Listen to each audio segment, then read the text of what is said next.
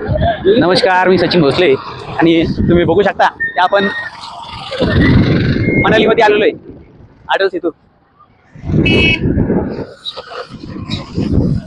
आणि सुंदर असं सीन आहे, बर्फ सीन आहे. आमचे किरण भाऊ खंडाळे यांच्यासोबत आपण आलेलो आहे. आणि हा जो पूल आहे हा फेमस पूल आहे, मस्त एकदम. कडक कडक थंडी आहे. मी ग्लोव्स काढलेत आणि जॅकेट पण काढलेलं आहे. हे जे तुम्ही बघताय हे बर्फ पावसाळ्यात बराच पडतो, हिवाळ्यात पावसाळ्यात. आता थंडी आहे आणि ह्या पुलावरून तुम्ही सीन बघू शकता, एक नंबर सीन आहे. आणि ही नदी आहे सुंदर अशी मनाली मधली.